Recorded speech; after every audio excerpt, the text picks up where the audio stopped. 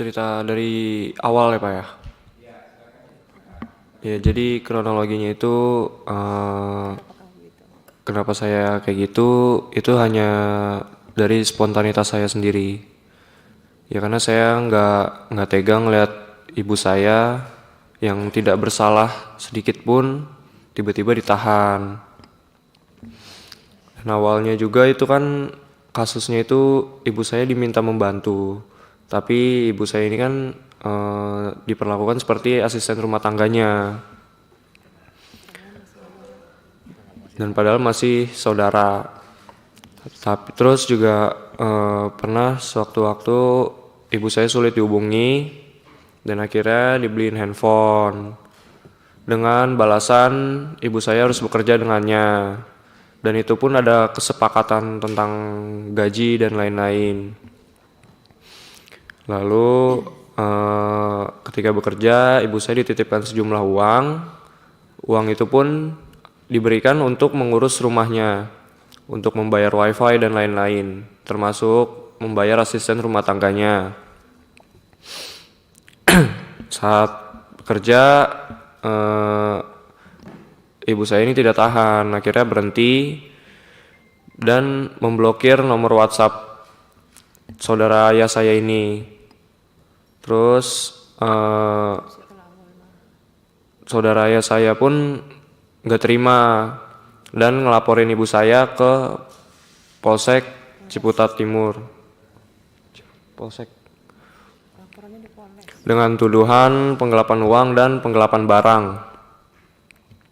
Dan ibu saya juga pas ketika dipanggil nggak diberi pendamping. Di sisi lain saudara ayah saya itu ditemani dengan pengacaranya. Dan akhirnya singkat cerita tanpa ada bukti yang jelas, akhirnya ibu saya ditahan. Saya hanya tahu itu sih. Tuduhannya digelapkan apa, Pak Farel? Tuduhannya itu penggelapan sebuah barang dan uang. Senilai 10 juta dan sebuah handphone. handphone ya. Handphone ada nilainya. Handphone apa itu? Kenapa? Handphone apa? Sekitar berapa ya? Merek Vivo. Vivo. Paling 5 juta, 10 juta ada. 3 jutaan Pak. 3 jutaan.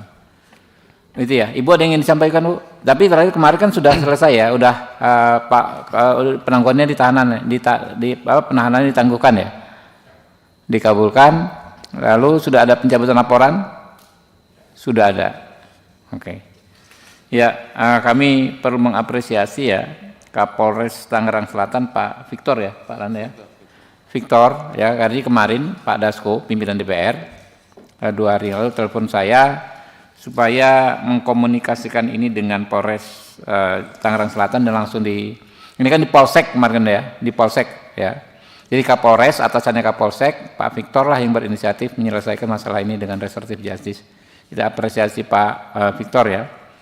Nanti mungkin ya teman-teman ya, simpulannya kita dorong supaya ini memang benar-benar tuntas ya, si ibu tidak lagi dipermasalahkan secara hukum. Itu Bu ya. Soal uang berapa 10 juta plus handphone Vivo, kalau toh si pelapor ya menginginkan uang tersebut, komunikasi tadi ada pimpinan DPR yang siap menanggulanginya. Ntar dari kami aja Bu ya. Kalau memang diminta ya. Jadi yang dipikirkan apa diminta uangnya itu berapa 10 juta plus berapa handphone senilai 5 juta, nggak ada masalah, ntar kita yang tanggulangi ya Bu ya. Ya Bu.